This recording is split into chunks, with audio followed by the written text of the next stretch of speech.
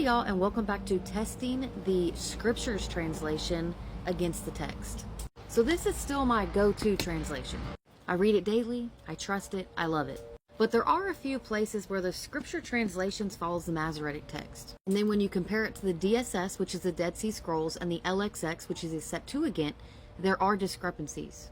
I decided to make this series not to dumb down the scriptures translation, because I still do love it. But I did want to bring light to these couple verses that were different.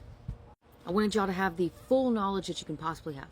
So this is episode 3, Shemu'ėl Aleph, which is 1 Samuel. We're going to be looking in chapter 13 and at verse 1. Okay, so let's read exactly what it says. So it says, Shaul was ... years old when he began to reign, and when he had reigned 2 years over Israel. And then there's a comma. So this translation uses ellipses, which is the 3 periods, period. And that tells us something important. The age is completely missing in the Masoretic text. And then also the reign length appears extremely short.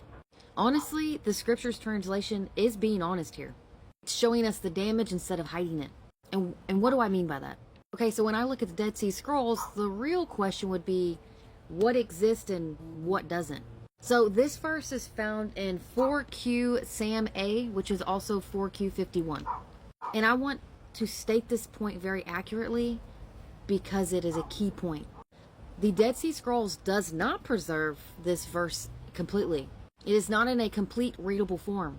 The manuscript is fragmentary at this location. So what does it show us? So it does show us that the verse originally contained numerical data. And the structure of the sentence matches the Masoretic framework that we see in the scriptures translation.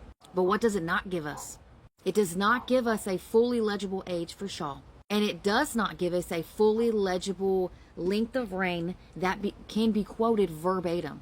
So we cannot read the exact sentence here in the DSS. But what we can truthfully say is that the numbers actually did exist in the older Hebrew tradition, and then they were later lost. Alright, so what about the Septuagint then?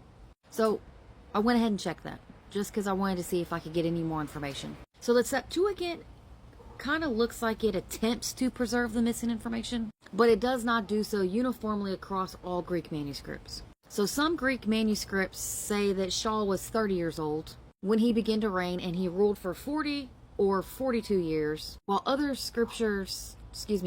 manuscripts differ, or they omit parts of the verse completely. So my honest assessment of the Septuagint is it reflects an attempt to repair a damaged Hebrew text, but it does not give us a single uncontested reading that we can quote as definitive. So this tells us that the problem already existed before the Greek translation was finalized. So I asked, why is it missing? Is it like a doctrine-based push? Because that's usually what is the issue in the newer translations. But I think this is a textual transmission damage. Numbers are one of the most fragile elements in the handwritten manuscripts. So once they dropped out of the Masoretic text line, later copies preserve that gap. So what I did actually like about this was that it didn't lie to us. It gave us the full concept. It put the ellipses in there to let us know, hey, this is missing, completely missing. There's no guesswork. We see that it is truly missing. And honestly, it sucks because without these numbers, this timeline becomes confusing and compressed. It affects the flow of Israel's monarchy, the transition between Shaul and David, and then later passages that assume much more of a longer reign. So that is why this series even exists. Little things like that, which aren't actually very little. Hope that helped. Shalom.